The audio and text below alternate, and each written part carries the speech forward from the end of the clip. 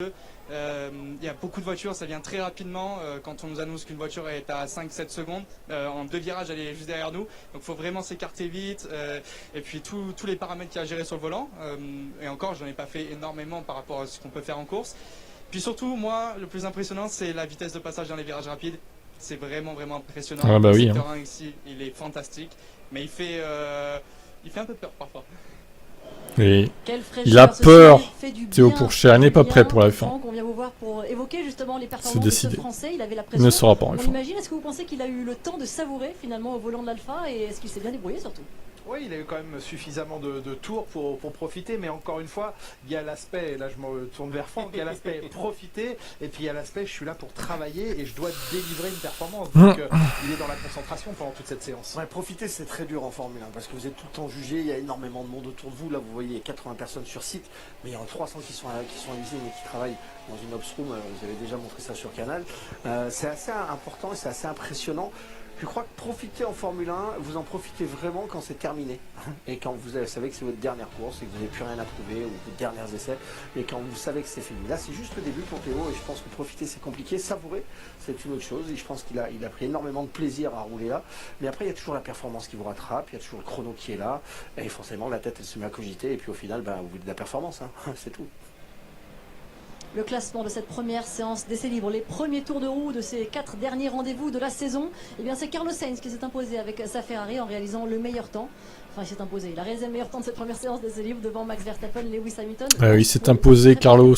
Pour l'Aston Martin du Canadien, on retrouve derrière Sergio Perez, Fernando Alonso, George Russell, Pierre Gasly, Lando Norris, Sébastien Vettel, Esteban Ocon est 11e. Et puis ensuite, on retrouve un petit peu plus loin à la 16e, 17e, 18e et 19e place. Et bien tous les petits rookies, les nouveaux qui ont roulé dans une Formule 1 pour la première fois lors de cette première séance d'essai libre. Et Théo Pourchaire qui s'est donc bien débrouillé à la 18e position, le pilote français. Les États-Unis sont une terre d'accueil de la Formule 1 désormais.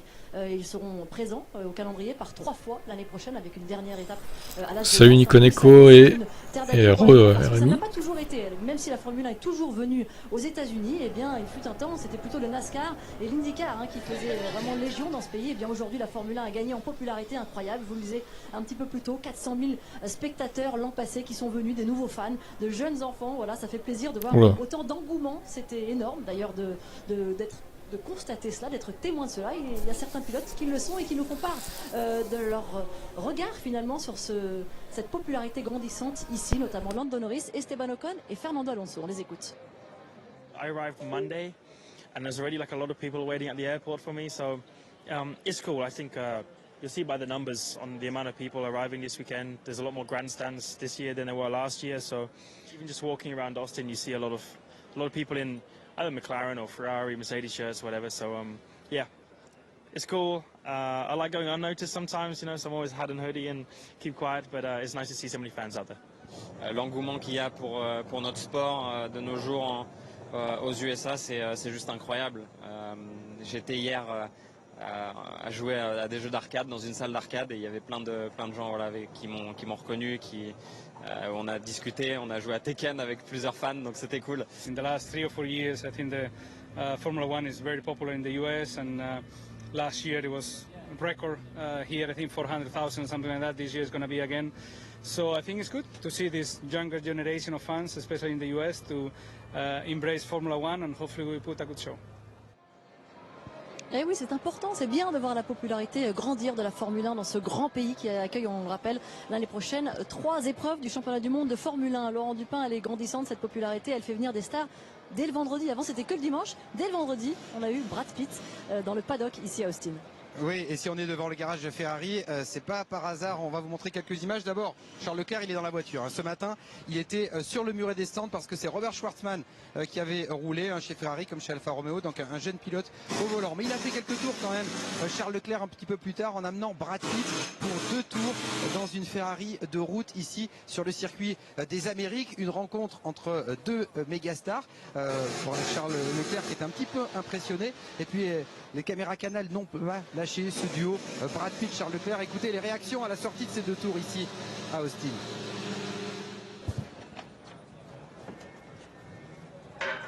It does not disappoint. Excuse me, I can't.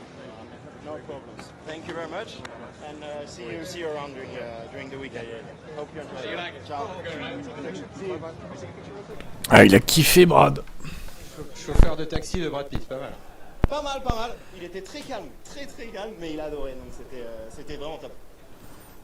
Bonjour, en français, la télévision française. You like France? Yeah, I adore France. How was it with Charles Leclerc? I really, man, I just wanted to okay, listen. No, I'm trying to be cool, but I'm gonna fun. No, it was a real treat. It was a real treat. He's a gentleman.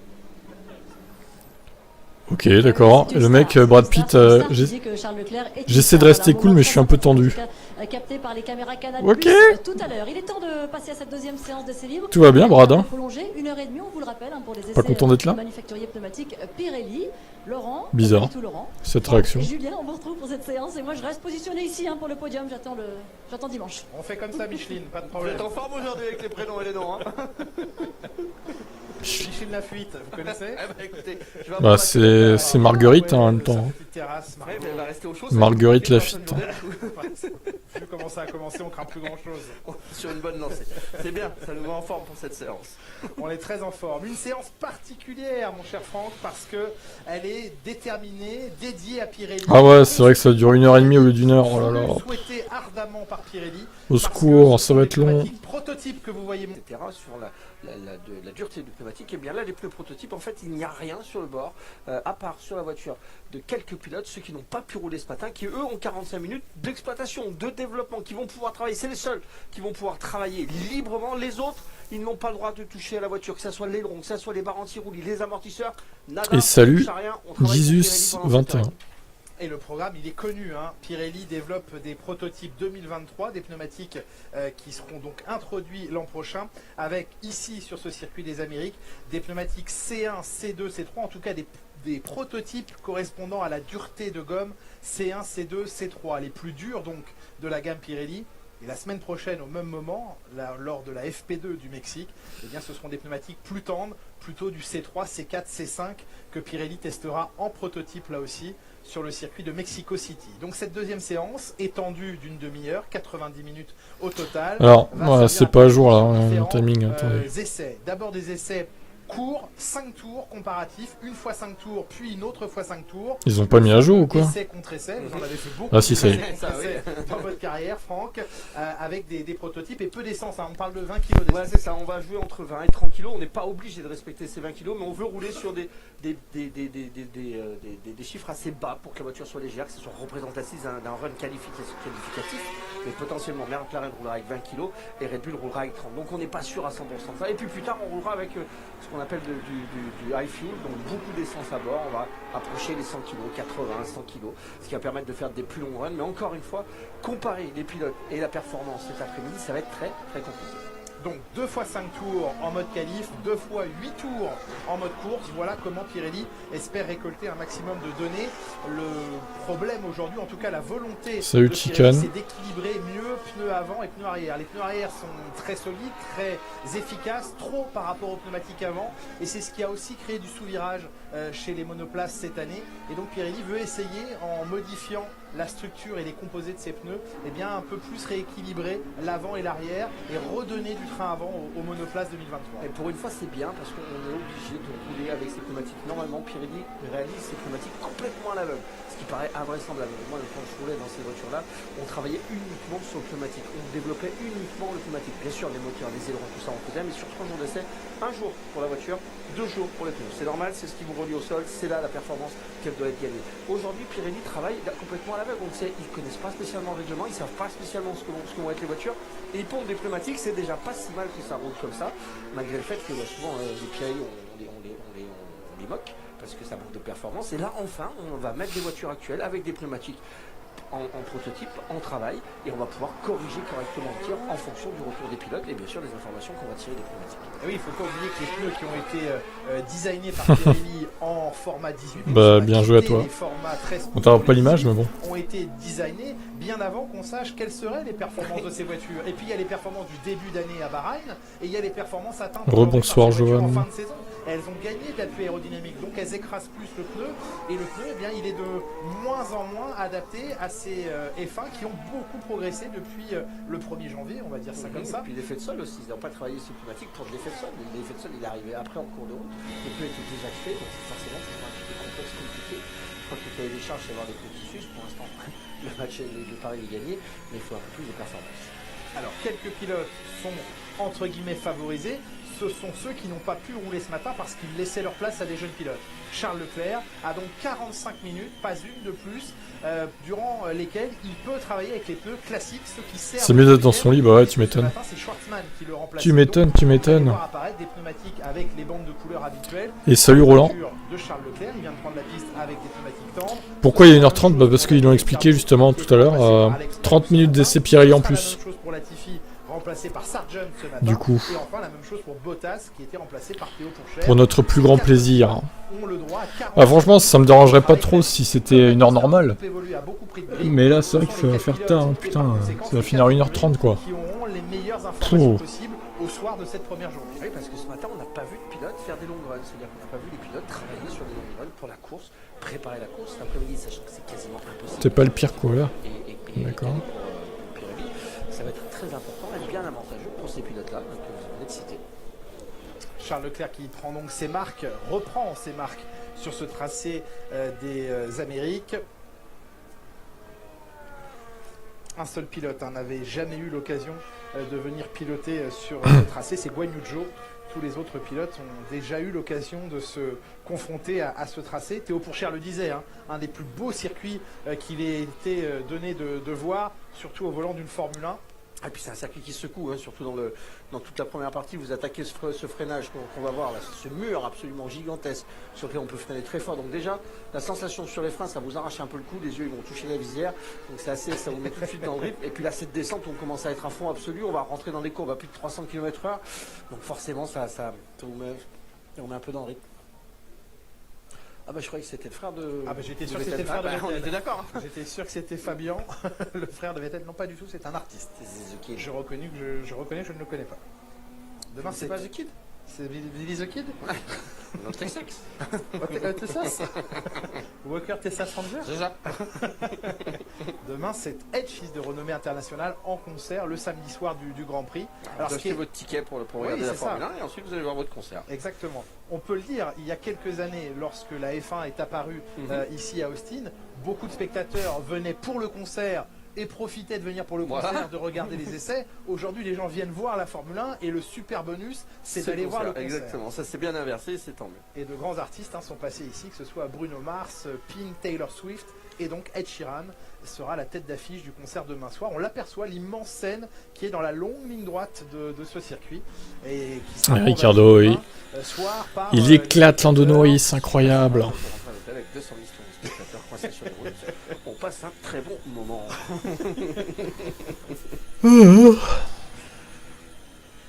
Allez, cette portion juste assez dingue avec l'arrière, hein, on l'a vu déjà ce matin, l'arrière qui était un peu fébrile sur toutes les voitures, qui avait du mal à tenir sur les longs engagements.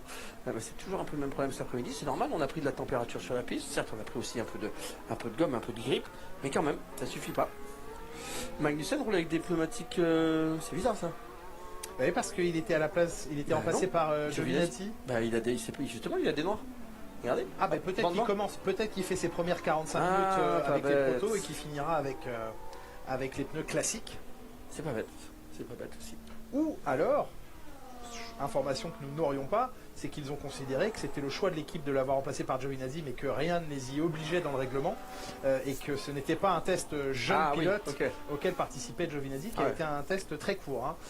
Bah, c'était clairement pas un test jeune pilote de toute façon. Et c'était fini, voilà. C'était un test ancien pilote nul.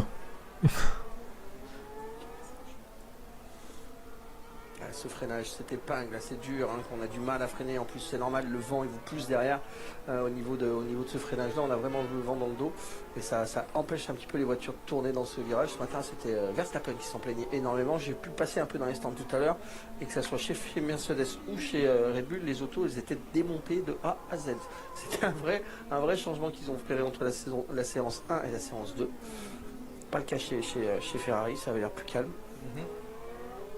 Leclerc le plus rapide avec les pneus 2022 devant Sainz. Bah Bottas, j'ai du mal à le cerner, ouais. Alors évidemment, Il était bon en début de saison, s'affoler de voir les... mais là on dirait qu'il commence à marquer le pas quoi en fait. Mais, ça donne une idée du C'est travail compliqué qu'il reste pour à Bottas accomplir hein, cette fin de pour améliorer saison. la situation.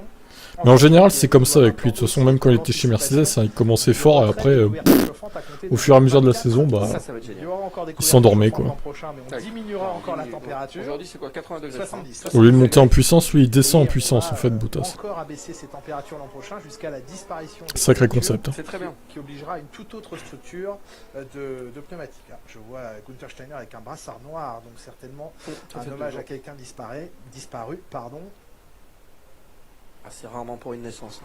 Mhm. un membre de l'équipe AS décédé d'un cancer et auquel évidemment l'équipe rend hommage ce week-end. Mick Schumacher prend la 10e position à l'instant alors que vous le voyez, la voiture de Lance Stroll n'est pas prête de prendre la piste. C'est dommage parce que ça roulait bien ce matin pour Lance. Top 3 je crois, non? Ouais. Et retour au stand de Lewis Hamilton, Laurent Dupin. Oui, Lewis Hamilton qui s'entraîne pour un arrêt au stand. Il est allé le plus vite possible et là on met des pneus. C'est des pneus qui servent à repousser la voiture dans les garages. Donc on peut voir ceux qui ont été retirés effectivement à flanc noir avec... Franck, vous êtes plus spécialiste. Allez hein, voir pour, les avant, allez voir les avant. Ah bah ça c'est un arrière, il est gros. Ouais, ça, Venez, on je y reconnais suit. bien par contre. Ouais, regardez, il est là. Là il y a un avant qui roule. Donc pour évaluer ces nouveaux pneus Pirelli qui sont essayés et qui sont quand même avec des barcodes, hein, tout est contrôlé même si c'est pas des pneus officiels de la compétition. Vous savez que tous les trains de pneus sont contrôlés ici en Formule 1 et puisqu'ils ont rangé les pneus à côté des ailerons, regardez ça. Ouais c'est ça, Magnussen pareil que Bottas, au début il était bon, après... Et celui-là, il est illégal. Pourtant, c'était la nouveauté apportée ici par Mercedes avec ses ailettes et quelques modifications sur le côté. Et bien la FIA ce matin a déclaré que cet aileron ne pouvait pas être utilisé en l'état. Julien, vous avez sûrement enquêté pour en savoir plus. Oui, la FIA qui effectivement n'a pas validé cette pièce lorsqu'elle a été apportée par Mercedes au contrôle dans le garage de la FIA. Donc une pièce grandement évoluée, mais qui n'a pas été évaluée comme il le fallait. La pièce... C'est celle qui dirige tout le flux d'air sur la voiture. Ils ont amené des choses sur le fond de plat. Ah il me dit pas qu'il bug encore le... arrière. Si on n'a pas Chat Twitch là. maîtresse, il n'y a rien qui va vraiment bien fonctionner ou qui va aller vraiment dans le bon sens. Ça peut fonctionner bien entendu, mais ça c'est quand même une grosse erreur de la part de Mercedes parce que ça coûte beaucoup d'argent, beaucoup de temps de développement. Ah mais c'est un enfer. Hein. Pas avoir la validité de la FIA, c'est un coup dur. Ok. Latifi a marqué plus de points les 7 derniers Grands Prix que As et Alpha confondus. Incroyable. Quelle performance de Nicolas Des Latifi. changements de moteur pour Sergio Perez qui subira 5 places de pénalité sur la grille de départ dimanche. Il y aura, sachez-le également, un changement de moteur à venir demain matin chez Alpine pour Fernando Alonso. Donc Alonso changera de moteur également demain avec 5 places de pénalité qui accompagneront ce changement de moteur pour lui. Changement de moteur, on l'a dit donc pour Sergio Perez, et changement de moteur également pour Guan Yu Zhou, 5 places de pénalité pour le chinois aussi. Et on attend une éventuelle décision de Ferrari de changer de moteur de Charles Leclerc, mais qui n'est pas encore officielle. Il détient le record en course ici, Charles Leclerc, une 36-169 établie en 2019. Le record de la piste, lui, appartient toujours la même année à Valtteri Bottas en 32-029. Ça, c'est le record de la piste et qui avait permis à Valtteri Bottas de prendre la pole position. Le dernier poleman en date ici, c'est Max Verstappen l'an dernier. Pole et victoire, stratégie limpide à 2 arrêts. Et sur les 5 dernières années, la safety car, mon cher Franck, est intervenu au nombre de plein de fois. 0 fois. Voilà, en 0 5 fois. éditions. Pas de voiture de sécurité, 0% de probabilité de voir la voiture de sécurité sur ce circuit. Cool. C'est très rare, hein, 0%. Oui, 0%, ouais. Mais vous allez voir, ça va changer. Oui, il pleut, il y a un safety car, c'est normal, il y a Romain qui arrive. Romain Grosjean qui vous remplacera dans ce fauteuil de commentaires demain pour les derniers essais libres, pour les qualifications et pour la course. C'est vrai que quand Romain est là, généralement la météo... Non, bah, il a pas vu ce week-end. Le ciel est au beau fixe et la météo s'annonce très belle Du coup. jusqu'à dimanche. Je suis sûr que c'est parce que comme c'est agréable de l'écouter, qu'il est très technique et qu'il nous apporte vraiment plein de nouvelles informations. Oui. Et ben du coup c'est pour ça. Pas plus mal. On fait durer un peu le plaisir, parce qu'il vient pas assez souvent pour nous voir. Ça devient pénible quand même. Allez, Leclerc qui est parti sur un scénario de 2 x 5 tours, 5 tours avec les pneus tendres. Stroll, je te parie, il fait 3 fois. Il fait 3 top 10 aux EL et finit 10ème des qualifs. Ouais, peut-être. Pour la qualif. Ça veut dire que potentiellement on va les se qualifier avec ça parce que là c'est 5 dixièmes plus vite. C'est assez impressionnant. Stroll c'est le roi des essais libres. En gomme temps on devrait mieux accrocher, on devrait tirer plus de grippe avec. Mais comme il y a beaucoup de courbes rapides, potentiellement sur le flanc, lorsqu'on appuie la voiture en latéral, eh bien la gomme médium vous donne un peu plus de sécurité, un peu plus de stabilité et vous pouvez aller plus vite dans toute cette partie rapide. C'est certainement là l'explication. Après il y a le pilote aussi qui préfère souvent un pneu à l'autre. 8 dixièmes de mieux sur son chrono. Et Esteban Ocon s'apprête à sortir des stands, Laurent. Ouais, ou Spider-Man. Regardez ce casque spécial d'Esteban Ocon. Spider-Man. Il nous a raconté tout à l'heure, c'est son personnage super-héros préféré. Quand il était gamin, il avait 4 DVD, dont les 3 de Spider-Man qui regardait en boucle. Et il connaît les dialogues par cœur, nous disait-il, comme vous par exemple, pour la grande vadrouille où les bronzés font du ski, Julien. Et Alpine, donc il y a une bonne voiture avec encore des nouveautés. Après le très bon résultat à Suzuka, ils ont marqué 18 points, le meilleur score global cette saison. Merci pour ces belles références cinématographiques, Laurent. Je ne savais pas que vous connaissiez les trucs de la grande vadrouille. Moi non plus. Les bronzés font du ski, oui, mais pas la grande vadrouille. Ah, 1 sur 2, c'est déjà pas mal. Oui. C'était pas mauvais, c'était très mauvais. C'est la seule réplique que je connaisse de la grande vadrouille. Et c'est vrai que Sébastien Vettel avait débuté en 2007 à Indianapolis en remplacement de Robert Kubica, qui était convalescent, même s'il se sentait bien après son énorme accident du Canada. Ah ouais. Et celui qu'on appelait à l'époque Baby Schumi, bah, il a bien Grand Prix. Il a bien Grand Prix. Il a bien Grand Prix. Il a fait beaucoup de Grand Prix, c'est ça que je voulais dire. Sébastien Vettel, effectivement, des débuts aux États-Unis à Indianapolis en 2007.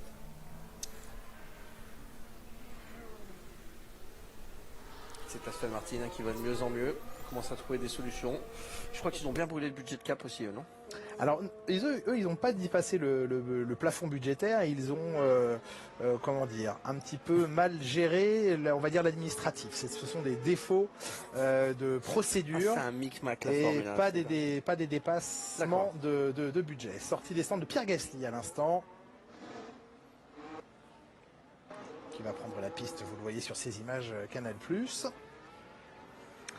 Oui, infraction aux procédures, ce qu'avait également connu Williams, qui avait reçu une petite amende pécuniaire.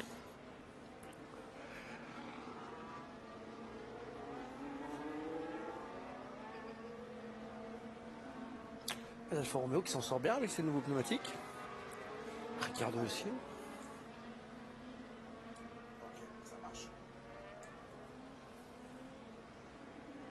Pierre Gasly qui vient donc de prendre la piste et qui, après le Grand Prix du Japon et l'annonce de son arrivée l'année prochaine chez Alpine, est repassé par la France. Et Pierre Gasly qui nous parle de l'engouement ressenti à l'occasion de ce retour en terre natale. Oui, c'est vrai, j'ai eu la chance de pouvoir rentrer en France, de pouvoir rentrer chez moi en Normandie et passer un petit peu de temps à Paris. Donc il y a énormément d'excitation, d'engouement de la part voilà, de ce que j'ai pu voir dans les rues en baladant un petit peu et toutes les personnes qui sont venues me voir et qui sont prêts à nous supporter pour la saison prochaine. Donc ça fait extrêmement plaisir de voir autant de soutien de la part de mon pays et de mes origines. Très attendu, évidemment, cette association Alpine, Ocon, Gasly l'an prochain en Formule 1. On suivra de près, bien sûr, l'arrivée de Pierre Gasly chez Alpine dès le soir du dernier Grand Prix. Hein. Il basculera dans le clan français. Alpine qui travaille déjà comme toutes les autres écuries, bien sûr, mais sur son concept de monoplace 2023. Les monoplaces déjà à l'échelle maquette dans les souffleries et avec de la confiance dans le clan français sur ce que l'Alpine aura apporté, parce qu'il y aura quand même un grand changement. On dit que les règlements ne changent pas entre cette année et Salut à toi, Anthony. Il y a quand même un énorme changement, c'est le rehaussement du châssis de 15 mm. Alors vous allez dire 15 mm, qu'est-ce que c'est? C'est énorme, c'est environ 3 dixièmes de performance perdue sur ces simples 15 mm de hauteur du châssis supplémentaire. Donc il y a déjà, avant même d'avoir de commencer à chercher à faire mieux que cette année, Ouais. il faut déjà rattraper ces 3 dixièmes que vous inflige le fait que la voiture soit plus haute l'année prochaine. Remonter la voiture de 15 mm, ça veut dire changer toute l'aéro en fait. L'aéro va plus fonctionner de la même manière. L'air qui passe sous la voiture ne sera plus de la même façon. Il va falloir recréer tout un système de direction avec les ailerons avant pour emmener ça sur le front plat, pour ramener du bon air, de l'air propre. Tu reviens plus tard, tu vas t'endormir. Ça va être un peu... c'est un vrai Bah, bonne nuit. Du coup, si vous avez une bonne auto cette année, vous aurez à demain avec peut-être. sur Eurosport. Mercedes, demain, je pourrais loin avant, je comprends pas. Ouais. Ça a pas l'air de marcher des masses. Après, ils font des tests, hein, voilà, c'est à ça que servent les essais aussi. Ça Hein. fonctionne bien et le truc qui est très positif pour Alpine, c'est le fait d'avoir amené à chaque fois des évolutions qui ont fonctionné. Ça c'est rare, donc il faut le souligner. C'est vraiment un très bon job de la part d'Alpine.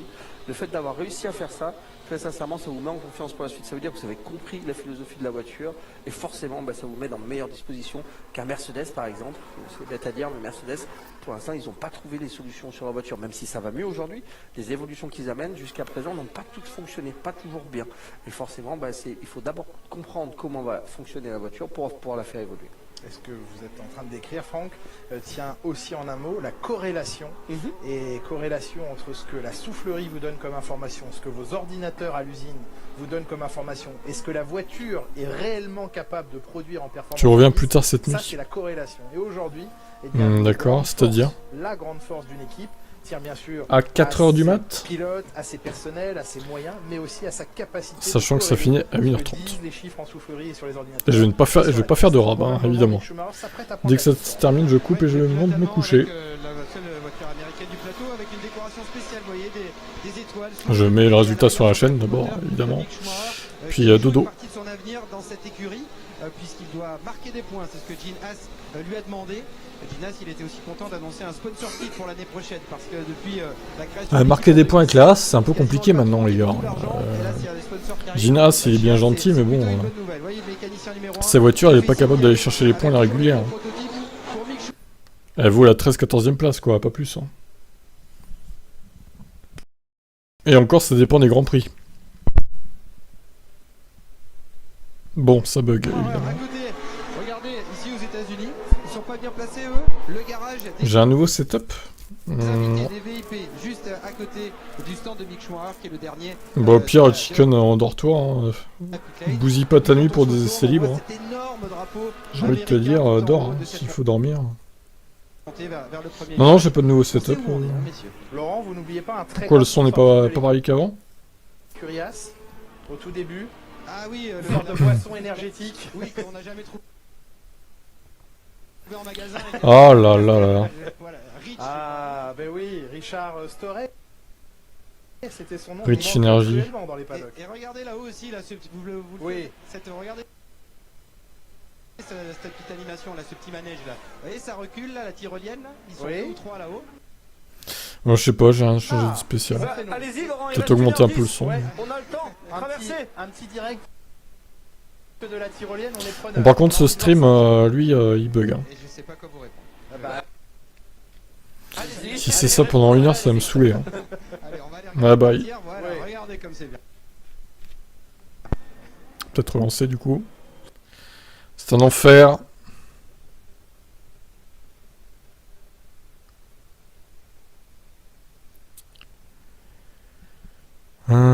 Tac tac tac. Faut que je détache ça. Déplacer l'onglet vers une nouvelle fenêtre. Ouais, ça va être mieux.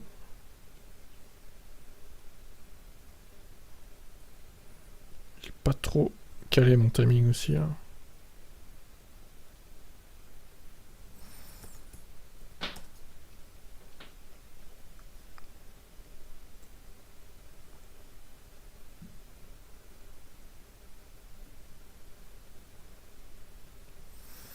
Nous allons donc relancer ce stream.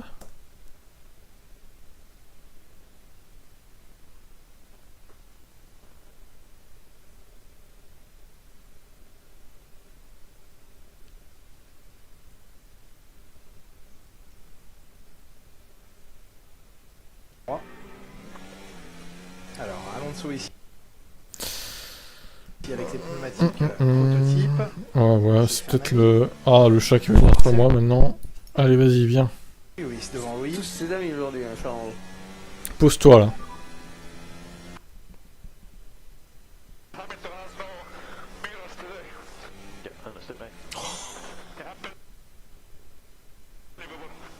Hein? Bah fais un gap, attends, tout simplement, tu prends de l'espace et puis tu vas voir, tu vois. Non mais il gueule sur Hamilton encore. Alors on va traduire évidemment, hein. Fernando Alonso qui dit et Lewis Hamilton qui n'a pas de rétroviseur aujourd'hui, incroyable dit-il. Ça je comprends pas, en fait. Il a un problème avec Hamilton lui quand même. Quand on roule comme ça, souvent il y a une règle, c'est ou tu doubles, ou alors tu fais... Il a un vrai problème avec Hamilton, hein. C'est BM en fait Alonso je pense. On prend 8 secondes d'espace, c'est BM. On fait un coup de lap, hop, et après on roule, on est en essai libre, on n'est pas en course. Donc si l'autre il a pas à se pousser pour vous laisser passer, Bah c'est ça, c'est pas Sa Majesté Alonso non plus quoi. Je pense qu'Alonso espérait qu'en se montrant dans les rétroviseurs, il allait persuader Hamilton. Bah oui si, c'est Sa Majesté Alonso, tu laisses passer quoi. Hamilton il était sur son programme aussi. Voilà, c'est ça. Tu fais pas chier Lewis, hein, tu laisses passer sans Alonso quoi. En plus des étoiles plein la voiture, c'est ça.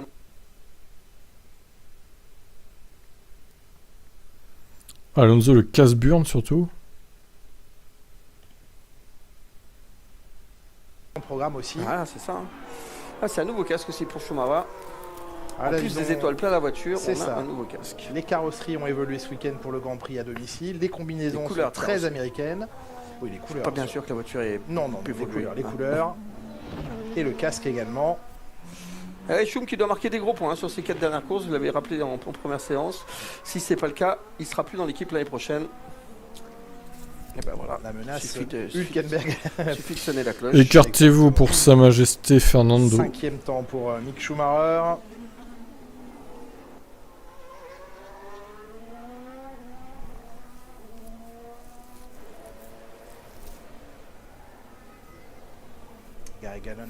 Alors le timing n'est pas à jour au niveau du temps, hein. Vous en remarquez que il reste pas 36 minutes, il reste 1h04 et 50 secondes. Et Laurent, vous avez retrouvé Pierre Gasly qui vient de rentrer, qui est en train de rentrer dans la voie des stands. Ouais, les deux AlphaTauri qui se suivaient hein, pour ces tests pneus. Donc il y a Tsunoda qui a pris l'emplacement officiel du pit stop et là on demande de décaler pour accueillir le français avec une visière. Alors il y a quelques reflets sur sa visière mais elle est relativement claire. Tout à l'heure il avait le soleil dans les yeux et on pouvait voir le regard du pilote normand qui en cette fin de saison se donne l'objectif de marquer quelques points pour tenter de rattraper Aston Martin. Ça sera compliqué mais au moins de devancer As au classement constructeur. Pour l'instant les deux écuries sont à égalité. Et oui, il reste des enjeux dans ce championnat du monde, bien sûr plus celui du titre mondial acquis par Max Verstappen lors du dernier Grand Prix, mais il reste des positions à glaner ou à défendre selon la position d'une équipe.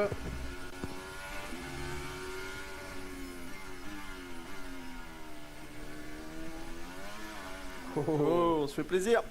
Jolie entrée dans la voie des stands de Lando Norris tout en travers. Oh.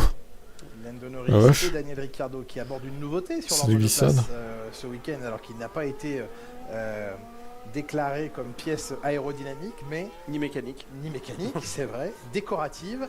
Les deux McLaren équipés d'écrans plats, on pourrait presque les appeler ainsi, en lieu et place d'habituels sponsors, juste sur la gauche et la droite du cockpit, à hauteur de casque quasiment. Sous le halo, ouais. Sous les rétroviseurs, pardon. Exactement. Bien et bien, au lieu d'avoir des stickers...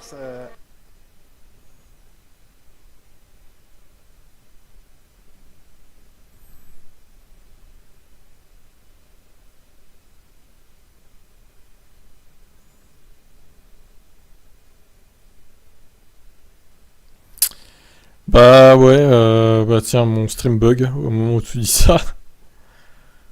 Du coup, ouais, c'est... En fait, j'ai l'impression qu'ils ont bloqué les sites via le DNS. Il faut passer par un VPN en fait. Avec un VPN, ça marche toujours les liens. C'est aussi pour Zak Brown, le patron américain de l'écurie McLaren, de faire parler de lui. Il aime bien faire le buzz en signant des pilotes, en créant un peu l'actualité. Et donc, ah bah si ça change. En fait, ouais, ils ont juste bloqué si vous passez par un VPN, ça marche normalement, ou une petite extension sur Chrome ou Firefox. CNBC, bah, juste devant, On voit fonctionne. un G, voilà, c'est un écran 10 cm de large et 25 de long. Et c'est marrant parce que combien de fois, Franck, vous nous avez dit que McLaren voulait gagner du poids sur la voiture en enlevant la peinture. Il n'y en a pas. De toute façon, ils peuvent rien faire en vrai. Au total, les VPN, ils sont presque trop, il y en a 400 trop dans le monde exactement, pour qu'ils bloquent et toutes les si on prend IP deux quoi. côtés, on n'arrête pas le progrès, ne dit-on pas. Moi, ce que je trouve très génial, c'est d'avoir un code barre ou un truc comme ça et de pouvoir envoyer des messages. Alonso le rageux, encore Alonso, il a pas eu assez Vous d'exploit. écrivez des Il y a vraiment un messages souci sur Alonso, Twitter, un sur énorme Insta, problème, et Ça on c'est serait ça. génial, ça diffusé, serait génial. Voilà.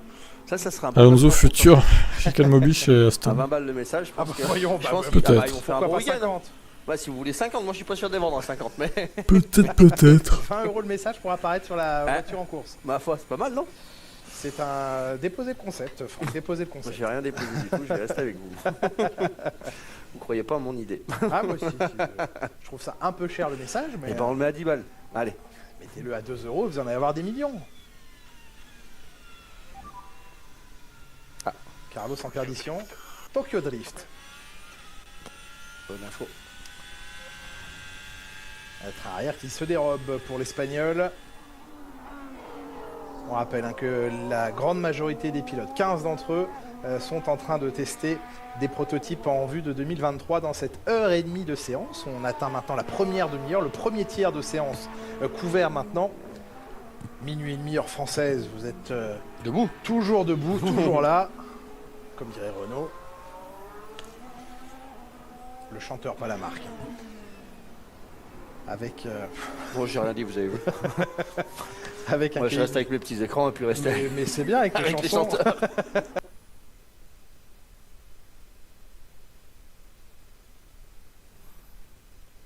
Oh.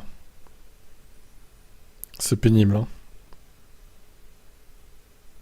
C'est vraiment pénible.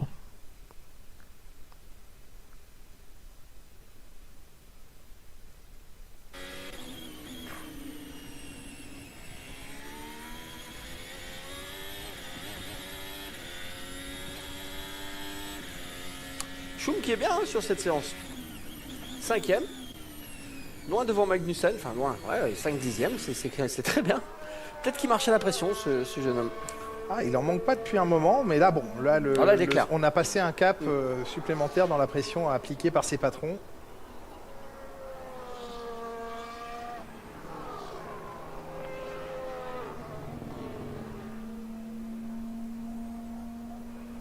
On sait que chez Liberty Media, ils ne veulent absolument pas que le nom Schumacher quitte la Formule 1. Ils font tout. Je ne sais pas ce qu'ils font, mais Il faut faire un chagrin. ils espèrent que le nom Schumacher par Mick continuera d'être présent en F1 l'an prochain. Alors s'il n'était pas gardé chez As, est-ce qu'il peut espérer avoir le volant de Latifi chez Williams? Parce que c'est les deux seuls à rester. Ah, il n'y a hein. plus rien. Ouais, bah Mick, moi j'aime bien ça. Il a le mérite de rester, je trouve.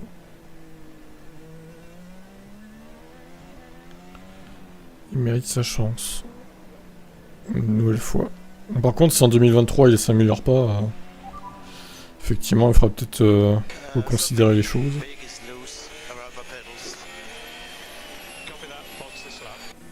Jamais cool. Magnussen qui déclare qu'il y a quelque chose de gros qui se balade au niveau de son pédalier. Sachant qu'il n'y a pas de place hein, au niveau des pédales. Donc quand vous sentez ça au niveau des pieds, c'est vraiment, ça vous met vraiment un coup de flip. Quoi. Ouais, parce que si une pièce vient à se bloquer derrière la pédale de frein, par exemple, ce serait évidemment très dangereux. Donc il est rappelé immédiatement à son stand.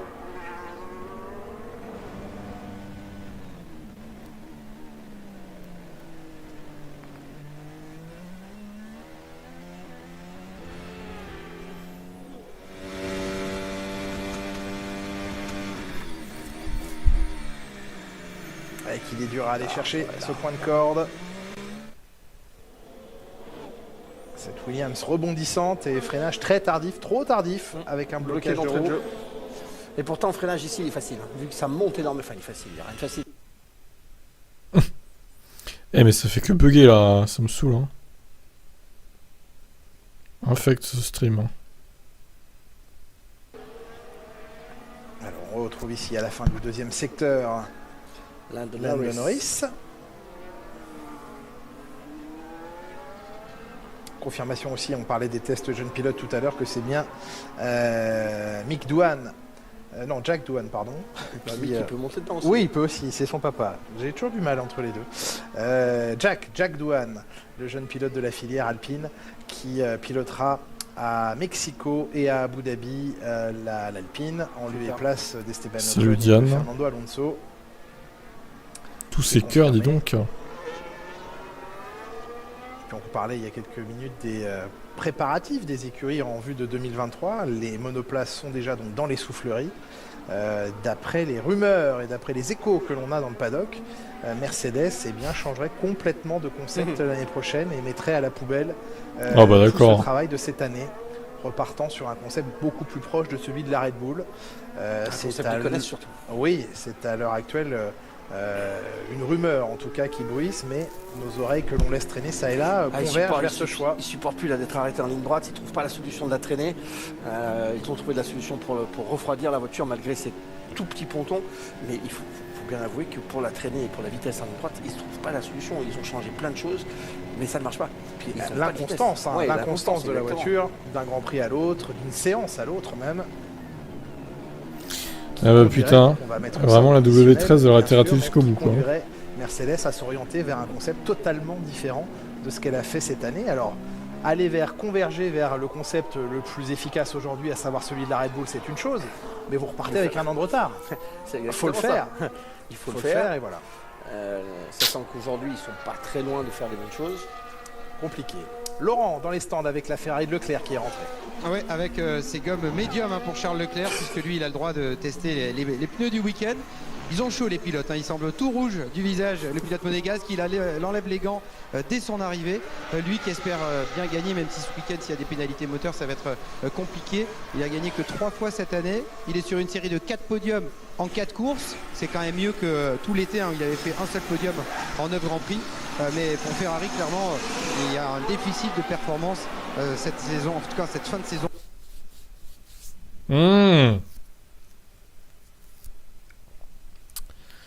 Je vais le détruire ce stream.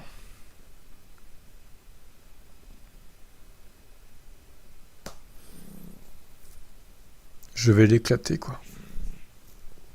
Certes, mais ils le disent quand même. Alors quand on regarde les pneus de la Mercedes, on n'a pas l'impression qu'il y ait beaucoup. C'est pour me garder éveillé, c'est ça? Des pneus qui fonctionnent bien. Belle technique. Oui, c'est très bien d'entendre ça. C'est comme ça qu'on va avancer chez Ferrari. Et bien sûr, on va travailler pour l'année prochaine. Il faut pas oublier non plus d'où ils viennent. L'année dernière, c'était vraiment pas terrible. Et là, ça commence vraiment à fonctionner, donc c'est tant mieux.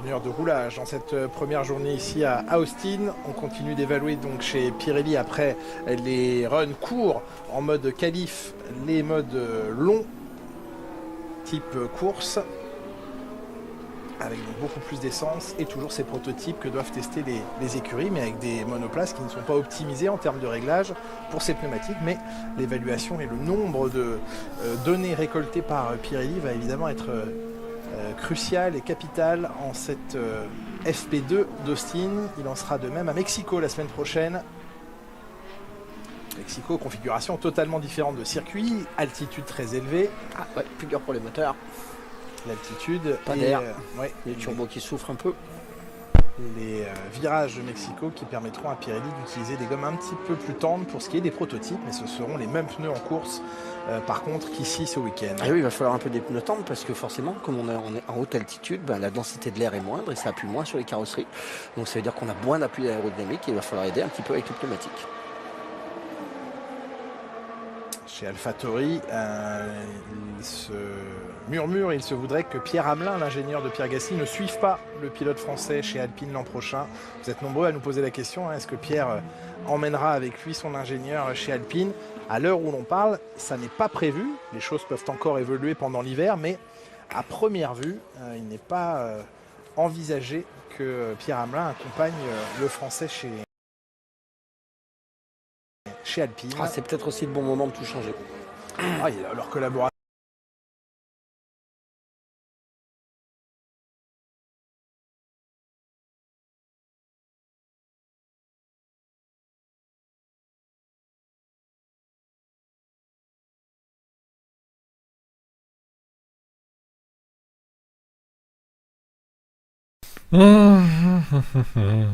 Faut être patient. Hein. Oh, il y a 50 minutes, j'en peux plus moi déjà. J'ai envie de dormir là.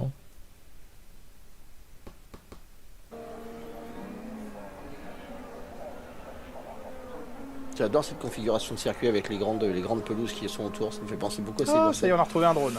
Ouais, pas Vous très voyez vite, la hein. grande scène dont je vous parlais à droite ici, c'est la grande scène de concert où se produira aussi le groupe Interpol. J'ai oublié de les nommer. Ah, Interpol, c'est bien Interpol. C'est très bien.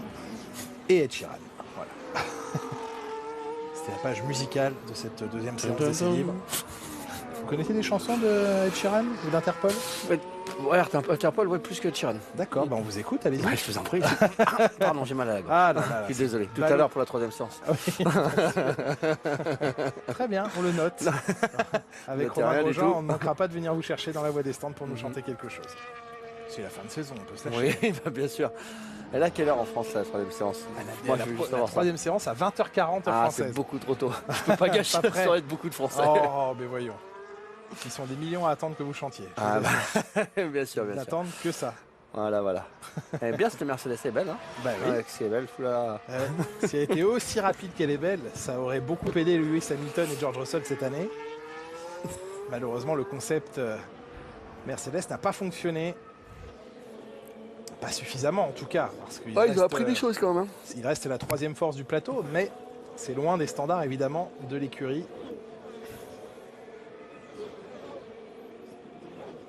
Regardez ce pompe-là qui touche le sol, qui vient lécher en permanence ce train arrière. Créer l'étanchéité. C'est une des seules autos qui fait ça, qui va vraiment lécher le fond plat. À ce point-là, oui. Regardez sur la Red Bull, en fait, on a creusé le fond plat. Il est beaucoup moins large en fait que on voit bien au niveau de la roue arrière. Et il est beaucoup plus haut aussi. Donc ils ont un fonctionnement totalement différent.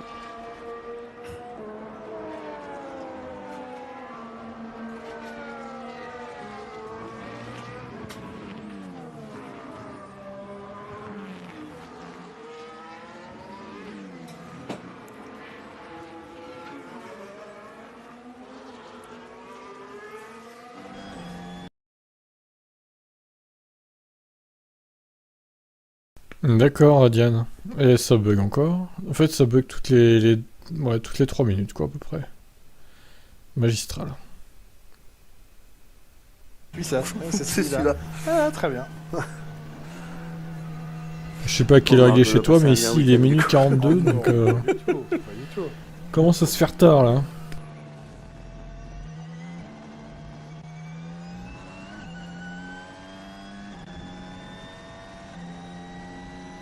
Oh bah tu peux, hein, si tu veux lancer un débat ou quoi.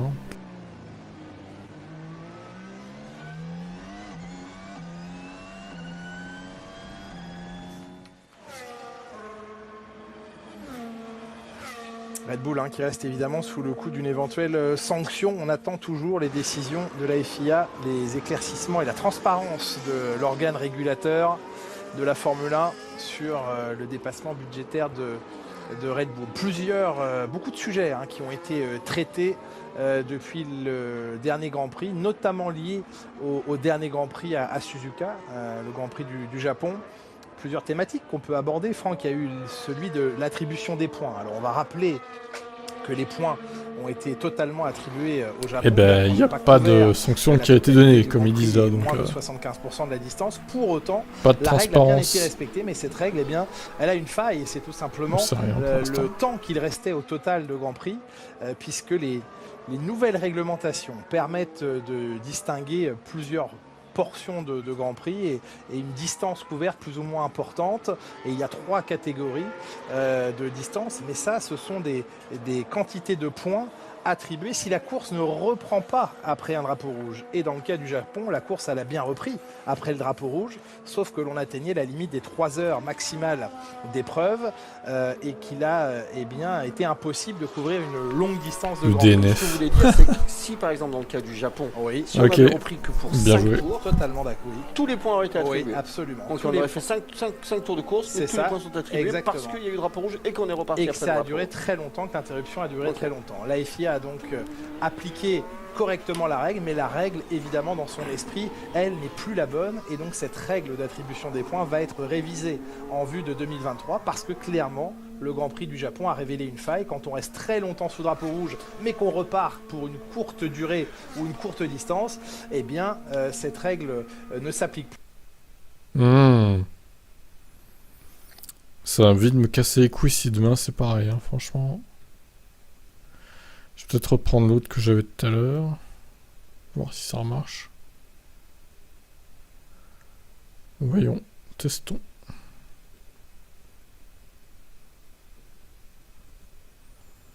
Faut que je me batte avec les pop-up. Peut plus rouler parce que la nuit approche, etc.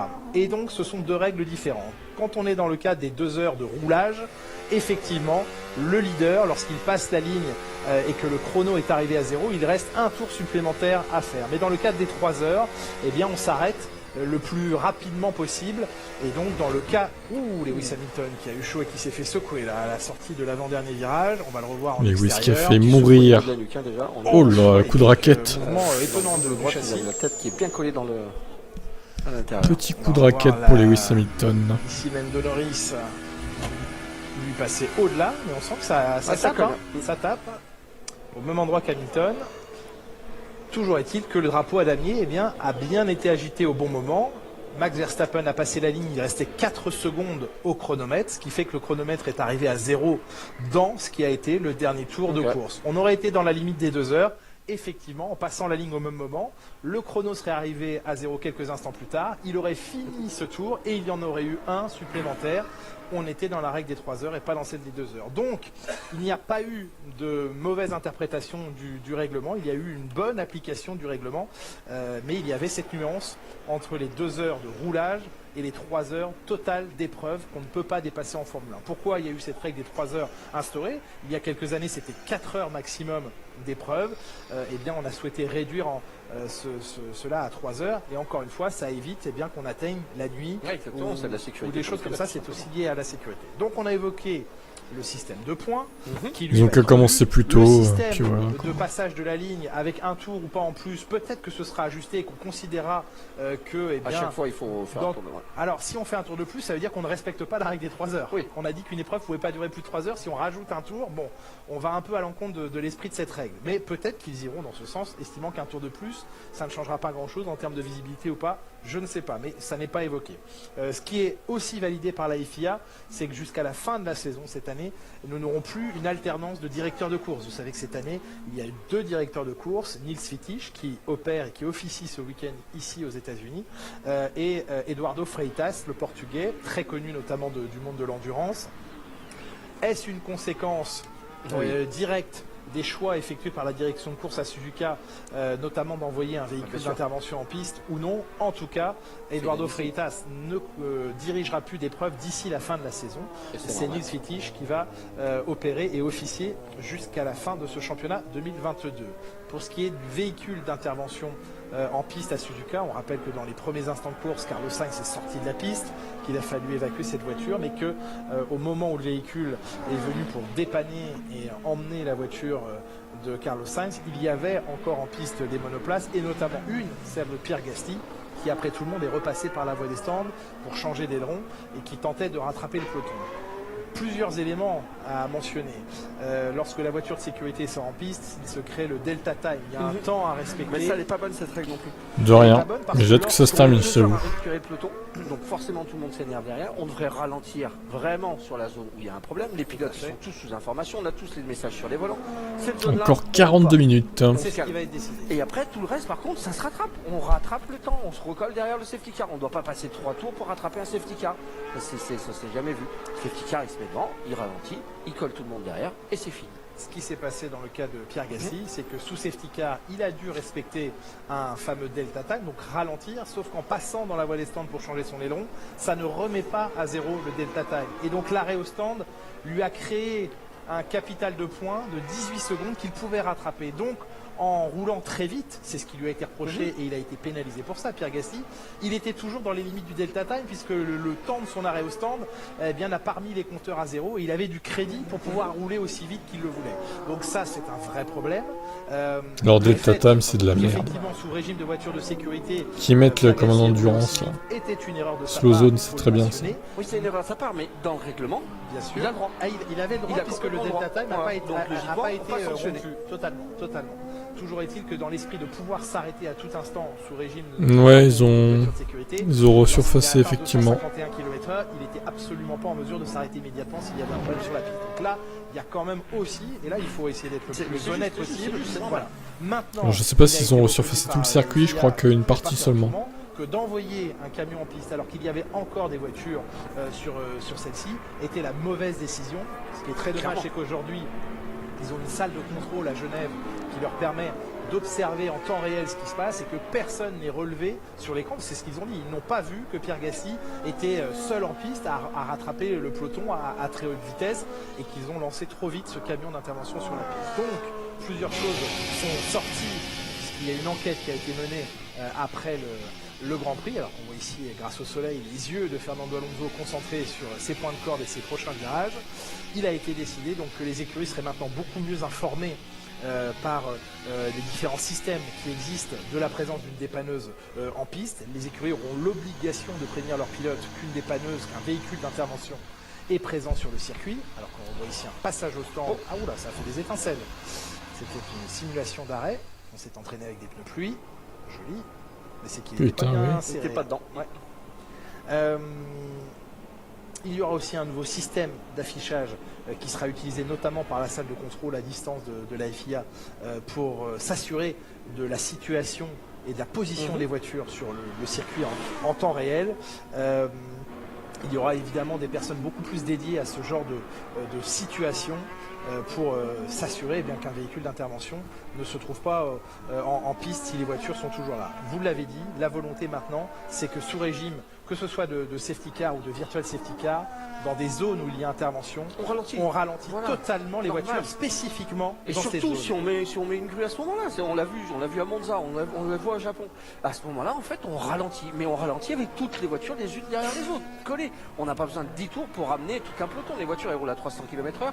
Lui, devant, avec sa voiture, il peut ralentir comme il veut avec le safety car parce que c'est lui qui dit.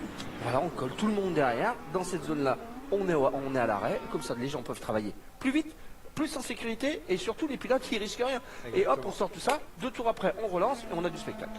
Donc en tout cas, meilleure information des écuries, une meilleure surveillance de la part de la FIA de tout ce qui se passe sur le circuit et un ralentissement majeur des véhicules sur les zones concernées par des accidents, quitte à reprendre un rythme plus élevé là où il n'y a aucun incident sur la piste. Voilà ce qui ressort de l'incident. C'est des trucs logiques en fait quoi. C'est un accident extrêmement grave à Suzuka. Ils ont rien trouvé de révolutionnaire chance, les et FIA. cette fois-ci, par chance, il n'y a pas eu de drame et des leçons en sont tirées. Heureusement, fort heureusement, des leçons en sont tirées. Voilà ce il qu'il faut fallait vraiment dire. tirer des leçons parce que Jules Bianchi quand même c'était une grosse leçon. Ah oui. Et je crois que là ils ont un petit peu oublié, ils ont la mémoire un peu courte à la FIA, il faut se réveiller maintenant. En tout cas, les évolutions liées à ces situations sont en place et seront mises en œuvre quand de telles situations se reproduiront. Voilà ce qu'on pouvait dire en tout cas de ce qu'on a retiré de ce Grand Prix de Suzuka qui était évidemment particulier en termes d'émotion, très négative au moment de cet incident en piste, de l'arrivée qui nous a tous un petit peu troublés, même si encore une fois on le répète, les règlements ont été appliqués tels qu'ils sont écrits. Alors la réécriture des règlements sera une autre chose et est à venir dans les prochains mois pour 2023. Quand je vous le dis, Fernando il est chaud aujourd'hui. C'est clair. Il est pied lourd aujourd'hui. Il fait des drifts à tous les virages.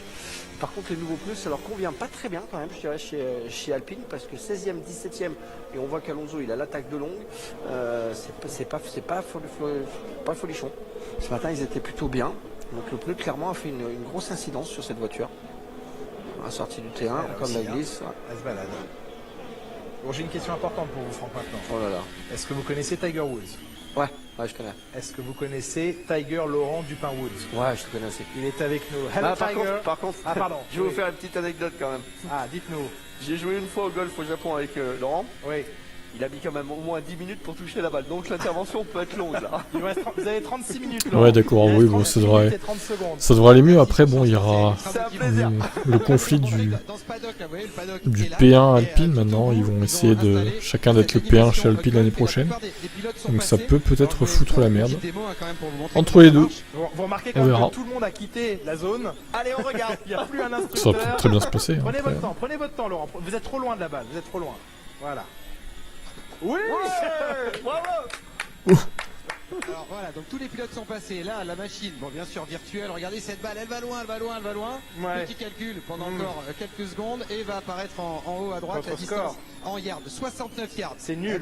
C'est nul. Pas tant que ça. Parce que, non, regardez le classement de tous les pilotes. Ah. Le dernier, Esteban Ocon, 62 yards. Ah, bien. Et vous êtes pas dernier, c'est incroyable. Alonso 67, je serai là en fait. Voilà, je vais mettre du pain là. Je vais décaler ça. Décaler ça. Voilà, et hop, et je vais écrire du pain. Voilà. Pour l'info, c'est Norris le plus loin. Normal, il joue au golf tous les week-ends. 306, vous avez vu là ce qu'il vous met? Ça fait presque 280 mètres. Albon, Sainz, c'est vrai qu'ils jouent souvent ensemble hein, ces trois gars. Il manque que Charles Leclerc qui n'est pas encore passé ou George Russell. Ils jouent souvent au golf. George Russell, il était un peu plus loin. Égalité entre Tsunoda Sport et de Gasly. riche le golf. Globalement, j'ai quand même beaucoup de retard. Enfin, Mais, heureusement que chez Alpine ils sont meilleurs en piste qu'au golf, hein, parce que là ils sont mauvais de chez mauvais. voilà. Et vous êtes un peu moins mauvais. Vous avez pris des cours, dites-moi Laurent. Bah, pas encore, mais vous verrez quand j'en prendrai. Ça sera spectaculaire. Mais comme j'ai joué au golf, je vais pas sur la tyrolienne. Voilà. Fin de journée, merci. Merci Laurent pour cette activité golf. C'est super. C'est le centre aéré ce soir. C'est formidable.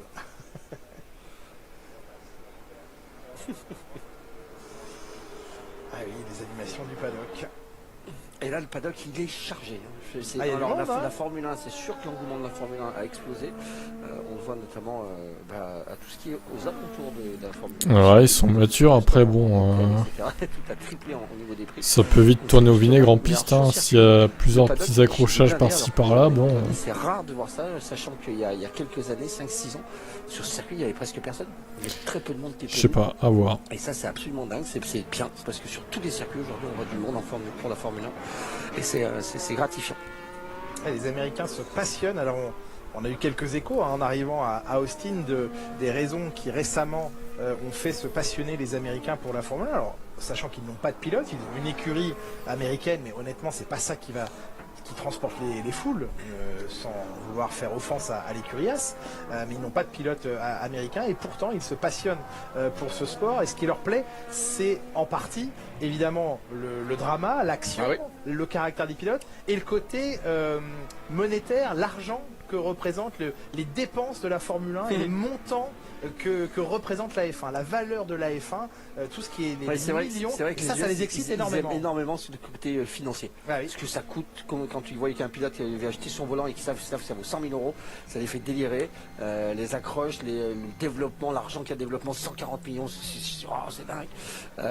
Ils sont très comme ça. Un rapport entre mon lieu de naissance et cette question. Je dirais Gasly. Las Vegas rejoindra Austin. Peut-être Ocon au début, mais je pense que Gasly va prendre l'ascendant à la fin. C'est ma prédiction, après on verra si c'est bon. Si c'est bon ou pas, je sais pas. Ils ont acheté des hectares de terrain, en tout cas des grosses surfaces de terrain. Mais je pense quand même qu'au début Ocon sera devant parce qu'il a ses marques dans l'équipe. Tout proche du strip, qui est la grande artère qui passe devant tous les Je trouverais ça étonnant que Gasly soit devant Ocon dès le début quand même. Je serais surpris. Je fais tous les week-ends à Las Vegas, vous savez bien. Peut-être. Ils sont en train d'organiser surtout des voies de circulation et des ponts pour permettre la circulation de tout le personnel de la F1 et de la dissocier de tous ceux qui fréquenteront des hôtels à ce moment-là, parce que Las Vegas est une ville qui tourne en permanence, qui est chargée en permanence, et donc ils sont en train de penser les accès pour le public, pour les fans, pour le personnel de la F1, parce que ça va être un événement délirant. Et la Formule 1 va rester un show parmi tous les autres shows qui sont en place déjà pendant ce week-end-là, parce qu'il y a beaucoup de spectacles sur Las Vegas, et ça va être très intéressant. Je crois même qu'ils font la promo de l'événement le 5 novembre là-bas. Oui, il y a un événement Hamilton, qui Ricciardo, fait- tout ça, qui vont aller faire des petits burns et des donuts sur le strip. Vous allez y aller? Pas ce jour-là. Et oui, J'y vais un nous tout sommes petit des peu avant voisins. Ah oui. Je vais Il y aura aller pas les de voir problème. d'ailleurs. Non, mais je vais c'est repérer parti. le nouveau paddock. Bien sûr. M'assurer que la construction Viens avance là. bien. Le moellon là.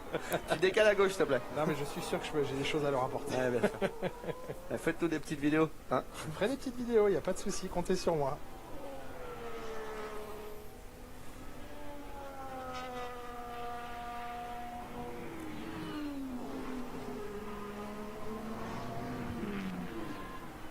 Las Vegas qui aura lieu le samedi soir, le Grand Prix de Las Vegas l'année prochaine. Et non pas le dimanche soir, donc ce sera le dimanche matin, heure européenne.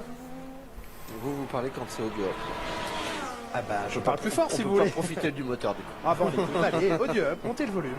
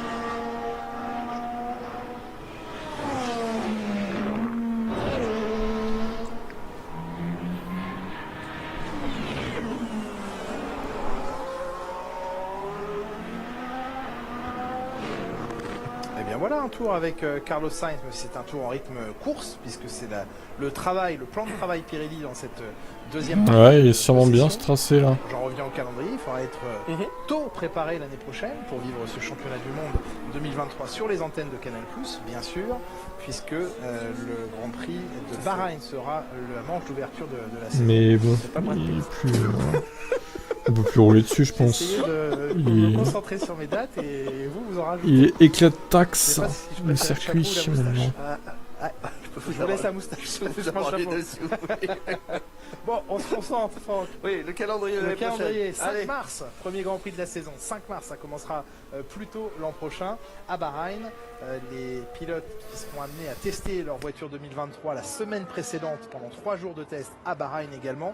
Ce qui n'est pas encore totalement décidé, c'est s'il y aura, comme cette année, une sorte de pré-lancement de saison, d'événements de pré-saison à Barcelone ou non. Ça n'est pas encore totalement entériné. En tout cas, ah oui, non, mais il triche. Ah ouais. Il triche, il a mis le gobelet dans la chaussure. C'est pas le vrai chouï, ça. Parce qu'il fait chaud dehors en ce moment. Oui. 5 mars à Bahreïn, l'Arabie Saoudite suivra 15 jours après, l'Australie, la Chine qui doit revenir au calendrier, même si les restrictions sont quand même très lourdes aujourd'hui encore pour pouvoir entrer en Chine. Ils ont annulé une grande compétition là, déjà. Ah oui, non, c'est compliqué. Ça Donc va la être Chine, compliqué, la Chine. des petits doutes quand même. Et puis donc au rayon des nouveautés, l'arrivée de Las Vegas, ce sera le 18 novembre, samedi soir 18 novembre à Las Vegas, de nuit. Ouais, ça va être un vrai spectacle. Je suis pas sûr que le circuit vaille vraiment la peine pour l'instant, mais ce qui est sûr, c'est que l'engouement et l'envie des pilotes, etc., ça va faire un très beau show. Miami sera de retour évidemment, comme cette année. Singapour, dont le tracé évolue légèrement, puisque le circuit ne passera plus sous la tribune, mais il y aura une longue ligne droite qui passera derrière cette tribune, dans le dernier secteur du circuit, qui va donner une portion extrêmement rapide à cet endroit. Tracé donc refaçonné l'an prochain à Singapour. Ce qui donnera peut-être l'occasion d'avoir un petit peu plus de dépassement. peut-être. Malheureusement, dans ce calendrier à 24 dates, pas de présence française, pas de Grand Prix de France prévu en 2023. Pour autant, eh bien, un projet existe pour le retour de la Formule 1 en France en 2024 et on suivra évidemment sur les antennes locales oui, lui non. l'avancée de ce projet en espérant qu'il puisse aller au bout, à son terme, et qu'il puisse recevoir le soutien des autorités les plus élevées en France. Oui, il sera passé dans tous les garages aujourd'hui, Brad Pitt, chez McLaren, chez Ferrari pour un roulage avec Charles Leclerc, et maintenant dans le stand Red Bull en compagnie de Max Verstappen. Ben voilà, un double champion du monde qui vous accueille dans son stand, c'est quand même la classe. Bon, il n'y a pas trop le temps. On n'est pas très loin, effectivement. Oh, Jerry Bruckheimer, c'est celui qui a fait Jour de tonnerre. Ah, c'est une légende, ce monsieur. C'est un très bon film, surtout. Bah, c'est le meilleur. Jour de tonnerre, c'est le meilleur. Et de loin. Ah bah oui. Alors, il dit n'importe quoi. Jerry Bruckheimer, c'est le producteur, c'est pas le réalisateur. C'était Tony Scott, le réalisateur, du coup. Monsieur Febro, vous dites de la merde. Ils font plaisir sur les décorations. Il n'y a plus d'arrêt, vous avez plus Non, maintenant ils sont libres de faire ce qu'ils veulent avec leur casque et ils ne s'en privent pas. Pour ce qui est des décorations, bien sûr. Il y avait des jeunes pilotes en piste lors de la première séance d'essais libres tout à l'heure, parmi lesquels Alex Palou, l'Espagnol champion d'IndyCar 2021, qui a eu l'occasion donc de tester la monoplace de Daniel Ricciardo. Eh bien écoutez, à sa descente de voiture, sa satisfaction d'avoir eu l'occasion de rouler ici sur le circuit des Amériques. Yeah, it was awesome. Had so much fun, learned a lot, and the session was quite a lot shorter than when I'm looking from home. So, yeah, it was just. Ça m'a paru beaucoup plus court que ce que je voyais derrière mon écran à la maison. C'était une superbe expérience. J'ai été très privilégié d'avoir pu rouler. J'avais roulé avec une voiture précédente avant, mais les nouvelles voitures sont vraiment incroyables et c'est une piste exceptionnelle pour la F1. Très chanceux d'avoir pu vivre cette expérience et d'avoir autant appris. Et maintenant, je vais observer et encourager l'équipe sur le reste du week-end. Il n'a pas manqué d'humour lorsqu'il a raté un freinage dans sa séance. Il est bah oui, mais elles vont tellement vite ces voitures. C'était l'ingénieur qui disait là, il faut pas que tu freines aussi fort et tout. Il dit, mais j'arrive trop vite, je sais pas. Faut que je freine. Il n'a pas dit qu'il avait peur, mais non. C'était dans l'esprit, c'était un peu ça. Les voitures sont juste incroyablement vite. Et c'est vrai que c'est une moto on n'a plus besoin d'éclater les freins comme on faisait auparavant.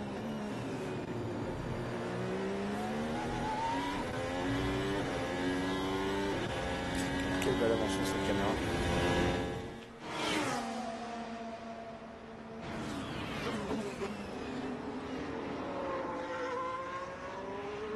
Beaucoup de rebonds encore dans ce virage 1, on le voit du point de corde juste à l'extérieur, on a l'avant qui sautille sur quasiment toutes les voitures. Fred Vasseur qui a aussi l'avant qui sautille. qui a donné l'opportunité à Théo Pourchère de commencer sa véritable aventure en Formule 1. On sait que c'est grâce à Fred que Théo et bien sûr à son talent aussi à Théo, mais Fred le pouponne. Ça c'est bien, il faut des hommes comme ça qui vous permettent d'accéder à vos rêves.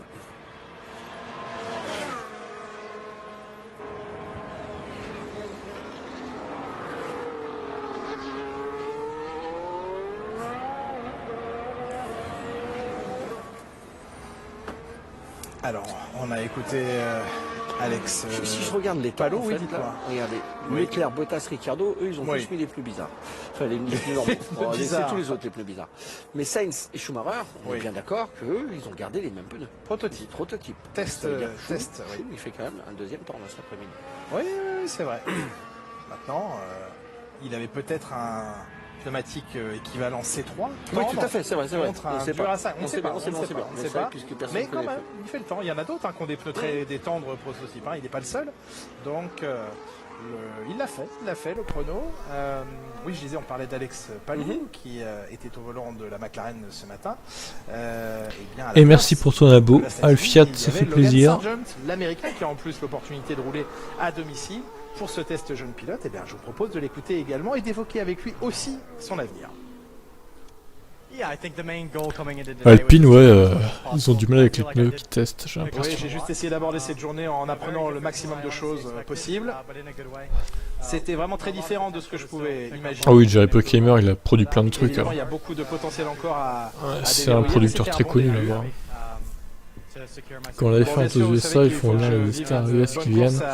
Quand c'est Grand Prix de France, il n'y a même pas une star française qui vient.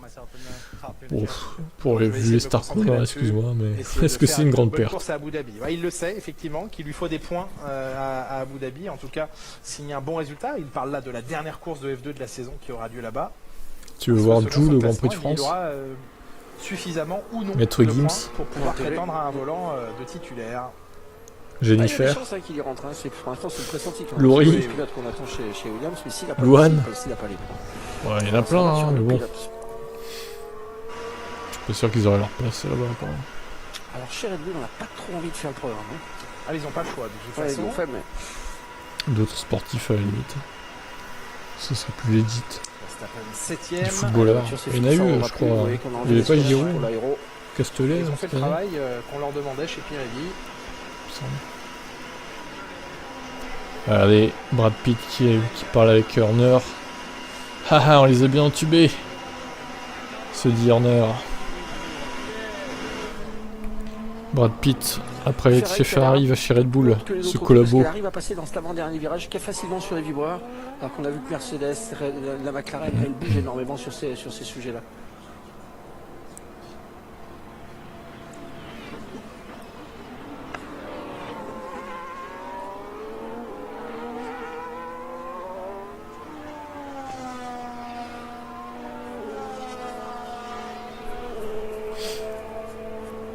Ferrari qui a à cœur aussi de mettre à profit cette fin de saison, ces 4 derniers Grands Prix, pour se mettre en ordre de bataille. On a vu la voiture louvoyer. On va essayer de se remettre en ordre de marche, mode conquérant, mode guerrier pour le titre mondial. Et ces dernières courses de la saison doivent servir à ça. Ça y est, on va attraper le mal de mer.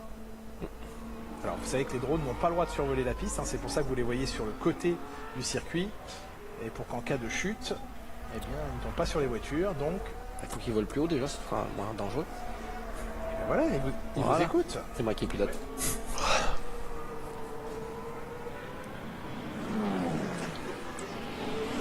Oh tiens, les vitesses max. Là, je voyais précédemment de Brad Pitt et Jerry Buckheimer dans le stand. Brad Pitt travaille sur un film, sur la F1, avec... bah oui, c'est pour ça qu'il est là aussi. Lewis Hamilton d'ailleurs, qui est impliqué dans la production et sans doute donc là, c'est Leclerc meilleur VMAX. Ce film. Je ne serais pas surpris que parmi les producteurs, le fameux Jerry Buckheimer soit également de la partie, d'où leur présence mutuelle, venir prendre l'inspiration ce week-end ici sur ce Grand Prix des États-Unis. Bon là, il teste les pneus Pirelli.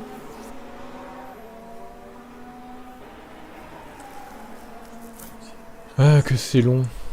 19 minutes encore. Alors. On attend de voir ce que Hollywood est capable de produire en termes de films sur la Formule 1. Il n'y a pas eu de film américain sur la F1 à proprement dit. Il y en a eu sur l'IndyCar grâce ou à cause de Sylvester Stallone et ce magnifique chef-d'œuvre qui est Driven, qui ne vous a pas échappé. Driven. Ah mais j'ai même pas regardé. Ah non. Ah non. Ah non. Non bah non. Non, j'ai déjà. Je suis avec Mickey Mouse à la maison déjà. Donc ça, ah bah justement. Je préfère Mickey. Je vous promets, je préfère Mickey. Mais donc de films sur la Formule 1 aux États-Unis liés à Hollywood, on attend de voir ce que Brad Pitt proposera. Il y aura un très bon conseiller artistique en la personne de Lewis Hamilton.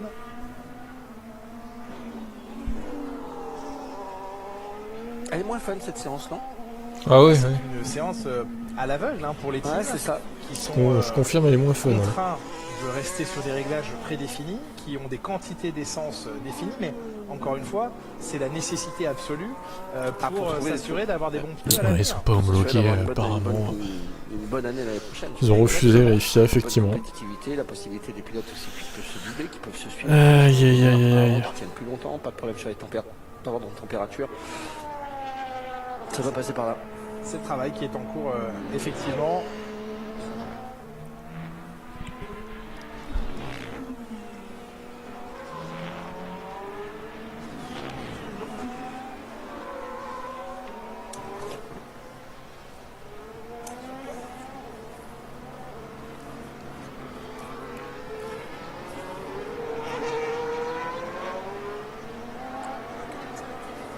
Charles Leclerc en piste donc qui est au travail. Alors, avec quel pneu est-il en piste? Honnêtement, j'aurais préféré qu'ils pleuvent pas pour les essais à Suzuka. Sur les prototypes, Et qu'ils testent leur putain de pneus en pleine nuit là, quand je diffusais pas quoi. Parce que là du coup ça nous fait une demi-heure de plus et m'en serait bien passé honnêtement. De son âge avancé bien sûr et surtout de la manière dont il aborde ses dernières courses de la saison. Un quart de siècle. J'ai que 25 ans mais d'un côté ça fait quand même bizarre de se dire ça. Donc avec cette maturité, comment vous voyez la fin de saison? Avec cette grande maturité, non, je la vois qu'il va falloir utiliser ces 4 dernières courses de la meilleure des façons pour être un meilleur team pour l'année prochaine. C'est vrai que je me suis un petit peu répété ces dernières courses, mais c'est vraiment l'objectif de ces. On sait, maintenant le titre est fini clairement, donc voilà, on va se concentrer pour utiliser ces 4 dernières courses en tant qu'exercice pour être meilleur pour l'année prochaine.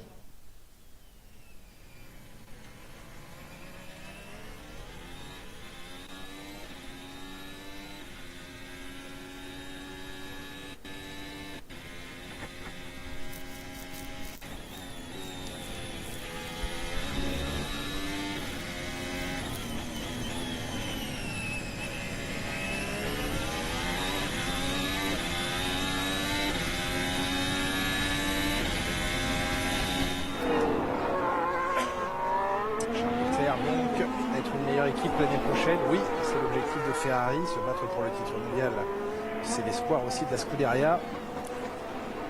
Robert Schwartzman qui était donc au volant, qui a pris la place à laquelle se trouvait un peu tristement tout à l'heure Charles Il n'était pas content. Non, c'est sûr. C'est comme ça, la difficulté, ça nous permet de rouler correctement cet après-midi, d'avoir la possibilité de rouler aussi avec les bons pneus, les pneus qu'il va utiliser en course pendant cet après-midi, pour pouvoir les tester à bonne température aussi. Donc maintenant c'est important ça, c'est bien.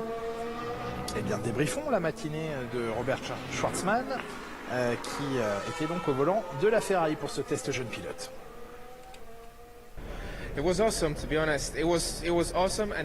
C'était incroyable pour être honnête. C'était incroyable mais dur.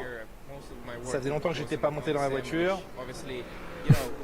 Et j'ai fait un travail qui n'était pas exactement le même et on oublie un petit peu les sensations qu'on peut avoir sur les vraies voitures avec les bosses, les jets.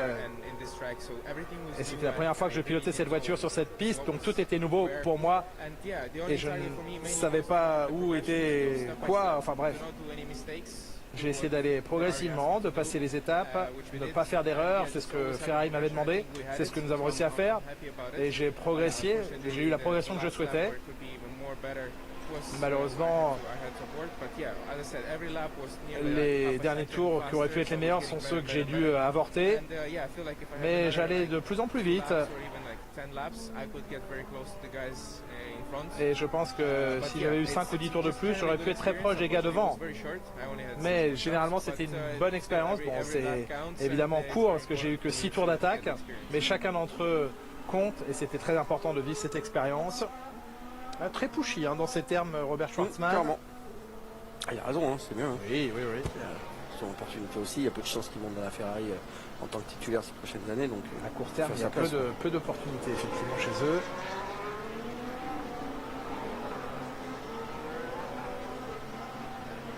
On aperçoit Austin, le centre, le downtown d'Austin, en fond évidemment, dans ce décor texan, alors qu'il est 18h16 à Austin. 1h16 du matin en France. Il reste 13 minutes de séance à couvrir. Les pilotes qui retrouveront demain une piste qui aura bien évolué et qui aura bien progressé en termes de grille. Tous seront évidemment en configuration qualif et course pour la dernière séance d'essai libre que l'on vivra sur Canal Plus Sport à partir de 20h40. Les qualifications à 23h40 demain soir. Ça devrait beaucoup rouler pendant cette séance-là parce qu'il va y avoir beaucoup de travail à faire, sachant qu'on leur supprimé quand même une séance, celle de cet après-midi. Ça va être intéressant, ça va être vraiment très intéressant.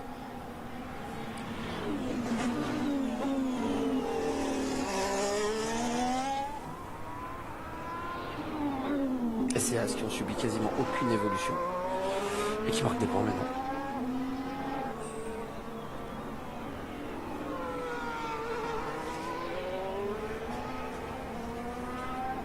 As qui a trouvé un sponsor titre qu'il a annoncé ce week-end. Et qui va être capable de flirter avec le budget. Et oui, c'est ça, d'atteindre les limites budgétaires. ça fait un gros gap du coup pour As. Ah, ça fait un moment qu'il courait après ce sponsor titre, effectivement. Ouais, mais il court sous licence israélienne, Schwarzman, du coup. C'est une bonne chose pour eux.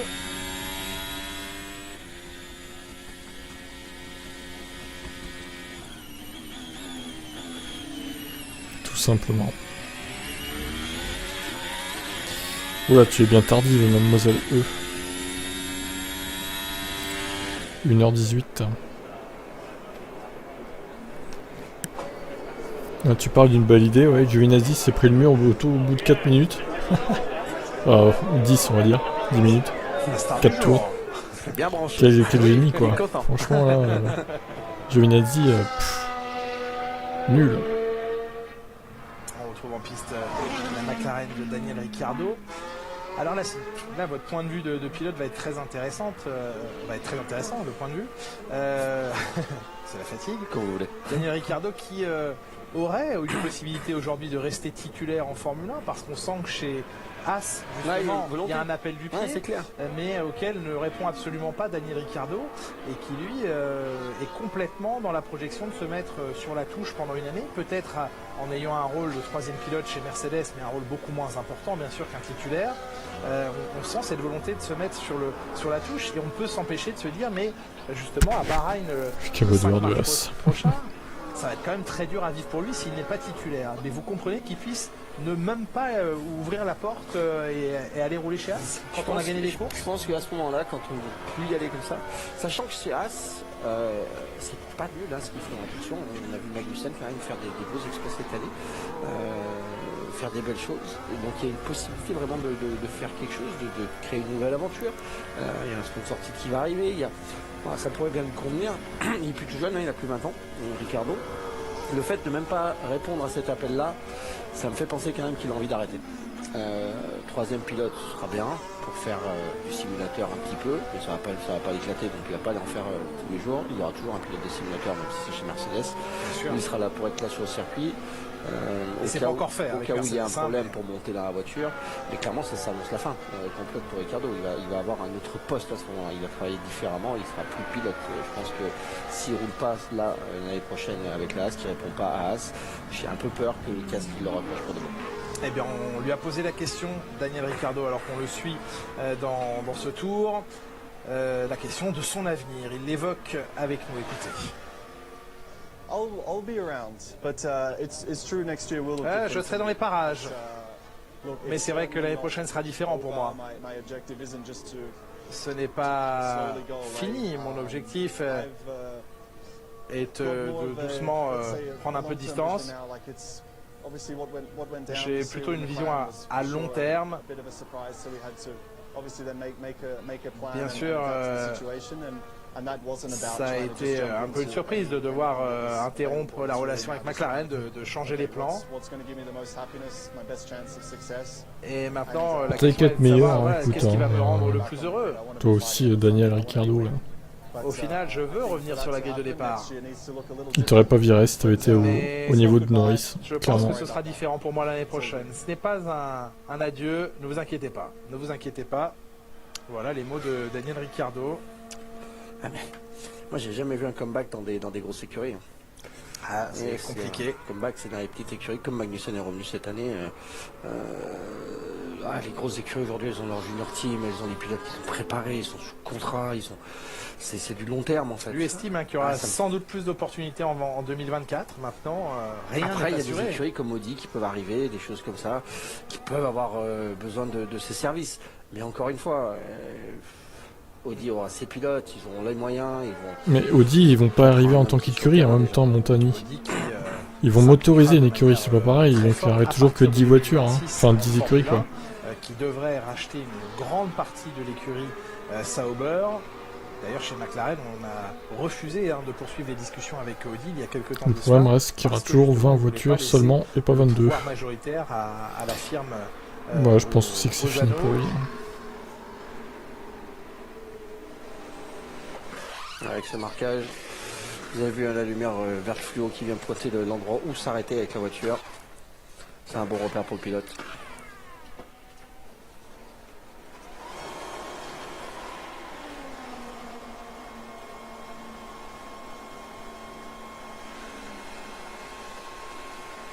Là aussi, hein, le casque spécialement dessiné. Ouais, Rémi, t'as l'air très fan de Saab. Comment ça se fait que t'es fan de cette marque Depuis quand t'es fan de cette marque en fait? Qu'est-ce qui t'a fait devenir fan de cette marque aussi, tiens? Les arceaux de sécurité, hein, je vois l'arceau ici et la voiture de Valtteri Bottas, ça nous fait penser à celle de son coéquipier Guanyu Zhou. Cet arceau avait lâché au départ du Grand Prix de Grande-Bretagne. Et bien là aussi, la FIA a pris des mesures pour renforcer les arceaux de sécurité et les forces exercées sur celui-ci, que ce soit d'avant en arrière. Chérie télé. Bah oui, Madame Bottas, que vous voyez ici. Voilà, renforcement Madame Bottas. de sécurité lié aux arceaux de sécurité. Allez, 6 minutes. Putain, c'est long. Hein. Oh là, il y a 4 voitures en piste, littéralement. 4. Ça sert à quoi leur test d'une demi-heure de plus là? Bottas qui est arrivé en Harley Davidson. C'est ridicule quoi. C'est la classe. Bah, il y avait Ridicule. le cheval hier de c'est plus long. Daniel Ricciardo, c'est voilà, c'est plus écolo. Ah oui. Mais Puis après pour le garer dans le stand dans toute la journée, il n'y a pas de content hein, sur le bitume le cheval. non, c'est vrai, c'est vrai, c'est vrai. Volkswagen pourrait présenter un châssis moteur en but d'homologation. Je sais pas, j'ai pas entendu parler de ça. Peut-être. Ricciardo, il a décoincé Verstappen en l'amenant. Max est plus à l'aise aujourd'hui grâce à Ricciardo. Il y a eu un rôle évidemment de leader, Peut-être, de ouais. professeur pour Guanyu Zhou qui vit sa première saison cette année en Formule 1. Une situation un peu différente qui attend. Ils ont l'air assez Michel proches, ouais, Fattori, Ricciardo le et nouveau venu l'an prochain, Verstappen. Nick De Vries, parce qu'il va tout de suite devoir prendre les rênes de l'équipe et le lead de l'équipe. C'est ce qui lui a été à la fois dicté par Helmut Marko et totalement accepté par Yuki Tsunoda qui refuse ce rôle de leader d'équipe. Non mais Tsunoda, c'est une blague. Je Hein. suis tout prêt à prendre les commandes. Ça m'embête beaucoup que Pierre s'en aille parce qu'il aimait bien l'avoir en chef de file. Oui, c'est sûr. Et Nick De Vries, eh bien, Tsunoda, c'est vraiment... Il a pas du tout la carrure d'un champion du monde en puissance. Il fera jamais rien en F1, lui, hein, franchement. Ouais, mais il sait travailler avec les grosses écuries, il sait travailler avec les usines, il a déjà la méthode. Ouais, c'est ce qu'Helmut Marko attend de lui, qu'il soit très rapidement dans le bain, que les essais hivernaux, il y aura 3 jours, hein, Ok, d'accord. lui servent, et que ce soit lui le leader, le chef de file de l'écurie AlphaTauri. Sur du long terme, ouais, je sais pas, peut-être. Ouais, grosse mission. Et Yuki, du coup, il est content, parce qu'il n'a pas à gérer ça. Yuki est le bon P2, quoi. Le pilote numéro 2. Voilà. Il reste 3 voitures en piste. On voit bien que la séance est dirigée comme du papier à musique, parce qu'ils ont tous fait 26 tours, sauf Ricciardo qui a 37, Bottas qui a 34 et Leclerc qui a 33 tours. Et le soleil qui décline, hein, ils ont le soleil dans la gueule, les mecs. Hein. À la lettre. Ah, des super t-shirts qui sont sortis avec Günther Steiner. Voilà, les t-shirts. Oh. We look like a bunch Mon of Dieu. legends. Alors la version originale, ça fait sourire Günther Steiner. La version originale, c'était pas Legend. Quelle blague, putain. C'était un mot un peu plus vulgaire, mais tout le monde se souvient de la phrase prononcée par Günther Steiner. Ah bah ça le fait sourire, c'est bien, c'est rare de le voir sourire en plus. Oui, c'est vrai, c'est vrai. Il y a une autre version des t-shirts liée à Magnussen et au claquement de porte, je sais plus sur quel Grand Prix c'était, où les deux avaient, s'étaient accrochés à Silverstone. Romain Grosjean et Kevin Magnussen, et les deux avaient été convoqués dans le bureau de Günther Steiner, dans le motorhome de Haas, sur le circuit même après la course, où Günther Steiner leur avait dit: vous travaillez pour l'équipe, vous ne pouvez pas vous accrocher, et Magnussen était sorti en claquant la porte du bureau. Et Romain Grosjean, je me souviens, m'avait dit, à ce moment-là, j'ai fait, oups, il n'a pas fait le bon choix en faisant ça. Et Magnussen, qui avait été prié de ne plus jamais claquer la porte du bureau de Günther Steiner. Et ben, vous voyez, il est revenu dans l'écurie. Magnussen, du coup, il s'est calmé. Hein. Depuis qu'il est père, je crois que c'était un peu un... Il est un nerveux hein, à l'époque avec... dans les années 2014-2016 et tout. Il était nerveux, Magnussen. Hein. Je pense que Günther Steiner n'en manque pas non plus. Il y a un temps pour tout. Il est rarement dans le temps de l'humour. Lorsqu'on est sur un week-end de course. Ah non, ça va commencer à bugger à trop vite à la fin. Quel enfer.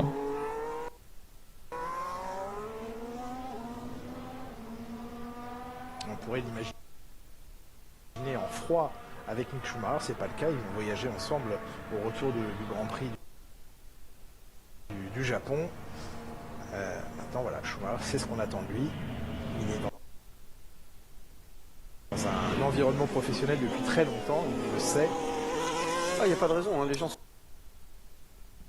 pas en France en Formule 1. Hein. Oui, non. Bien, en c'est un business, c'est un travail. Ouais, vous savez quoi, j'arrête là, moi. J'en ai marre, je vais me coucher. De toute façon, ils sont 3 en piste, ça bougera plus. Ils sont 4. Ouais. 4 en piste, ouais, il se passe plus rien. Donc je vous laisse et je vous dis à demain 21h pour les essais 3 du coup. Allez, à demain. Bonne nuit à vous.